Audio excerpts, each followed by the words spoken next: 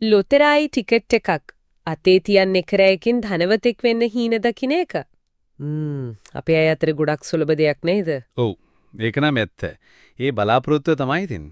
ඒත් අනිත් පැත්ත බලුවොත් ඒ කියන්නේ ඇත්තටම දිනන්න තියෙන ඉඩ ඒකට යන වියදම මේ ගැන අපි හරියට හිතනවද?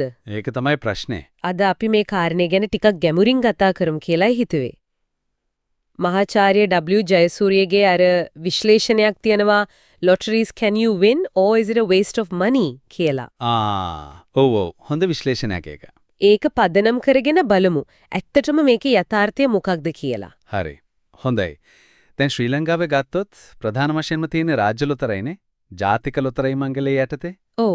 අර මහජන සම්පත, ගොවිසෙත, සංවර්ධන ලොතරැයි වගේ ඒවා. ඒව තමයි ප්‍රධාන ඒවා. අර සම්පත් රේඛා වගේ ක්ෂණික ඒවාක් තියෙනවා. ක්‍රමේ නම් සරලයි වගේ පේන්නේ. ටිකට් එකක් ගන්නවා දිනුමගිනවා. ඔව්. අංක ගැලපුණොත් තියාග දිනවා ආදායමෙන් කොටසකුත් රජයට යනවා කියනවනේ. ඒත් මෙතන පොඩි දෙයක් තියෙනවා. අර නියාමනය අඩු පෞද්ගලික ඒවා ඔන්ලයින් ඒවා. ඔව්. ඒවායේ අවධානම වැඩි නේද? අනිවාර්යෙන්ම. ඒක සැලකිය යුතු විදිහට වැඩි. ඒකත් මතක තියාගන්න ඕන. හරි. එතකොට හැමෝම අහන ප්‍රශ්නේ තමයි මේ කියන කෝටි ගණන් දිනන්න ඇත්තටම chance එක කොච්චරද ගණිත පැත්තෙන් බැලුවොත්. මෙතන තමයි ටිකක් කනගාටුදායක ඇත්ත තියෙන්නේ. හිතන්නකෝ ඉලක්කම් 6ක ලොතරැයියක්. ඒකේ හරිම සංයෝජනේ එන්නේ. ඒ කියන්නේ ජැක්පොට් එක වදින්න තියෙන ඉඩ මිලියනයකින් එකක් විතර. මිලියනයකින් එකක්. ඔව්. ඒ කියන්නේ 0.001ක් වගේ සම්භාවිතාවක්. අපෝ ඒක ඇහෙනකොටත් හිතාගන්න බෑ වගේ නේද? වෙන මොනාර එක සසඳන්න බැරිද? පුළුවන්. මෙහෙම හිතන්නකෝ අකුණු සැරයක් වදින්න තියෙන ඉඩ කොච්චරද? සමහර විට 15000 එකක් වගේ.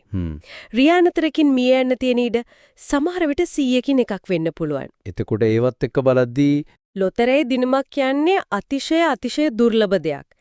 සංඛ්‍යානේ පැත්තෙන් කතා කරනවා නම් අපේක්ෂිත අගය කියලා එකක් තියෙනවා. expected value කියන්නේ. ඔව් expected value. සරලවම කිව්වොත් රුපියල් 20ක් දීලා ටිකට් එකක් ගත්තම දිගු කාලිනව බලද්දී ඔබට ආපහු සාමාන්‍යයෙන් ලැබෙයි කියලා හිතන්න පුරවන් ගාණ රුපියල් 10ක් විතර. ඒ කියන්නේ රුපියල් 10ක් පාඩුයි හැම ටිකට් එකකින්ම වගේ. සාමාන්‍යයෙන් දිගු කාලිනව. ඔව්. අනිත් රුපියල් 10 තමයි අර ක්‍රමේ නඩත්තු කරන්නයි ලාභයයි රාජ්‍ය ආදායමයි වෙන්නේ. ඒ කියන්නේ මේක හදරම තියෙන්නේ සෙල්ලම් කරන කෙනාට අවශ්‍ය වෙන්න. කාලයත් එක්ක අලාභයක් වෙන්න. ඒක හැවනම් සංඛ්‍යාත්මකව පරදින සූදුවක් කියලා දැනම මිනිස්සු ඇයි මේක දිගටම කරන්නේ? මොකද්ද මේකට තියෙන මානසික ඇදීම? ඒකට කාරණා කීපයක්ම බලපානවා. එකක් තමයි අර බලාපොරොත්තු සාධකය. එක රැයකින් ජීවිතේ වෙනස් වේවි කියන හීනය. ඔව්. අනිත් එක තමයි අර අතාර්කික සුබවාදී ආකල්පය. මට දිනන්න බැරි නෑනි කියලා හිතන එක. ඊට පස්සේ මාධ්‍ය වලින් නිතරම පෙන්නනෝනේ අර දිනපු අයව. ඔව්.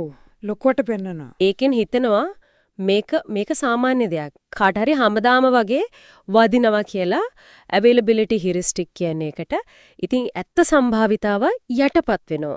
මේ කාරණේ එක්කම අර සමහර අධ්‍යයනවල කියන කතාව මතක් වෙනවා. මේක දුප්පතුන් මත බද්දක් වගේ කියලා. ඔව්. ඒක කනගාටුදායක පැත්තක් මහාචාර්ය ජයසූරියගේ විශ්ලේෂණයත් ඒ ගැන තියෙනවා. අඩු ආදායම් ලබන අය තමන්ගේ ආදායමේ වැඩි ප්‍රතිශතයක් මේවට වියදම් කරනවා කියලා සාක්ෂි තියෙනවා. එහෙමද? ඔව්.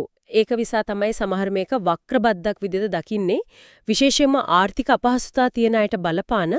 ඒ වගේම මේක පාලනීය නැති වුණොත් ඇබ්බැහියක් වෙන්නත් පුරුවන්. අනිවාර්යයෙන්ම ගැටලුකාරී අබ්බැහියක් වෙලා බරපතල මූල්‍ය ප්‍රශ්න ඇති වෙන්න පුළුවන්. හරි. දැන් අපි ආර්ථික පැත්තට හැරුණොත් මේ එකතු වෙන සල්ලි කන්දරාව මේ බිලියන ගණන් සල්ලි ඇත්තටම යන්නේ කොහෙටද? මොකද වෙන්නේ? රජයට නම් මේකෙන් වාර්ෂිකව ලොකු ආදායමක් එනවා. බිලියන ගාණක්. ඒ සල්ලිටින් කියන විදිහට මහජන සුබ සාධනයට, පාරවල් හදන්න, ඉස්කෝලවලට ඒ වගේ දේවල් වලට යොදවනවා. හැබැයි අර ටිකට් එකෙන් ලැබෙන ඔක්කොම සල්ලි ත්‍යාගවලට යන්නේ නේද?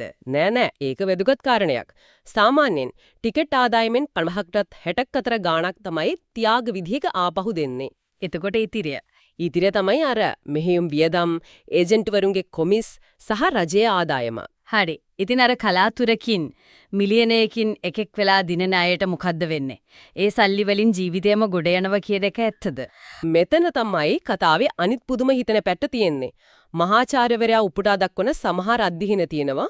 ඒවයින් කියවෙන්නේ ප්‍රධාන ජයග්‍රාහකයින්ගෙන් 70ක් විතර 70ක්. ඔව් 10න් 7 දෙනෙක්ම අවුරුදු 5ක් යන්න කලින් ආයමත් මුලින් හිටිය තක්කඩම සමහර වෙලාවට ඊටත් වඩා අන්ත විදිහට බංකුලුත් වෙනවලු. ඇත්තද? ඒ කියන්නේ දිනන එක ප්‍රශ්නවල අවසානයේ නෙවෙයි. සමහර විට අලුත් ප්‍රශ්නවල පටන් ගැනීමක් වෙන්න පුළුවන්. ඒකට ප්‍රධාන හේතුව මොකද්ද? ප්‍රධානම දේ තමයි මූල්‍ය කළමනාකරණය ගැන දැනුමක් විනයක් නැතිකම. හදිසිය කඩා පාත්තුණු ලොකු සල්ලි කන්දරාවක්. කොහොමද හරියට පාවිච්චි කරන්නේ ආයෝජනය කරන්න කියලා දන්නේ නැහැ. ඒකනම් හිතන්න ඕන කාරණයක් එහෙමනම්. මේ රුපියල් 20ක් වගේ පොඩි ගාණක් වුණත් අවදානම් ලොතරැයියකට දානවට වඩා හොඳ විකල්ප තියෙනව නේද? අනිවාර්යයෙන්ම තියෙනවා. ඒ රුපියල් 20 වුණත් ක්‍රමානුකූලව ඉතුරු කරලොත් ආයෝජනය කරොත් කාලියත් එක්ක සංයුක්ත පොලියේ බලයෙන් ඒක ලොකු වෙනවා. කොටස් වෙළඳ පොළ වගේ දේවල්, ස්ථාවර තැන්පතු මේවායේ යම් අවදානමක් තිබ්බත් සංඛ්‍යාත්මකව ගත්තම ලොතරැයියට වඩා සාර්ථක වෙන්න ඉඩ වැඩි. එහෙම නැත්තම් ඒ රුපියල් 20න් ඇත්තටම අවශ්‍ය කෙනෙක්ට උදව්වක් කරන්න පුළුවන්. පුණ්‍ය කටයුතුකට දෙන්න පුළුවන්. ඒකින් ලැබෙන තෘප්තිය, සමාජයට වෙන සේවය ඒක 100%ක්ම සහතිකයිනේ. ඒක ඇත්ත. එහෙනම් මේ මුළු කතාබහින් පස්සේ මාචාර්ය ජයසූරියගේ විශ්ලේෂණයෙන් අපිට ගන්න තියෙන ප්‍රධානම පණිවිඩය මොකද්ද? ප්‍රධානම දේ තමයි මේ ලොතරැයි දිනුමක් කියන්නේ හරිම කලාතුරකින් වෙන දෙයක්. සම්භාවිතාව ඊටම අඩුයි. සංඛ්‍යාත්මකව බැලුවොත් මේක දිගකාලීනව පාඩු ලබන ක්‍රීඩාවක්. ඉතින් මූලාශ්‍රයේ උපදේශත් ඒකයි මේක ආදායම් මාර්ගයක් කියලා හිතන්න එපා.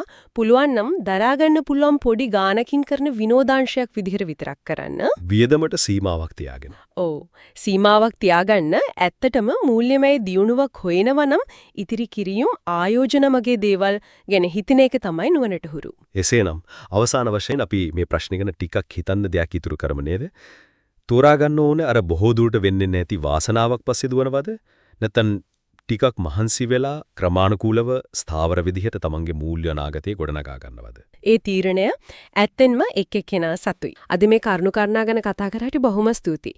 අපේ channel එක subscribe කරන්න, bell icon එක click කරන්න. Please subscribe our channel and turn on the bell icon. ඒකම like කරන්න, ඊට පස්සේ subscribe කරන්න, notification on කරන්න. බොහොම ආදරයෙන් ඉල්ලා සිටිනවා. ඔයාලගේ සහයෝගය අපිට ලොකු හයියක් අනිවාර්යයෙන්ම. නැවතත් මේ වගේ රසවත් දෙයක් එක්ක හමු වෙමු.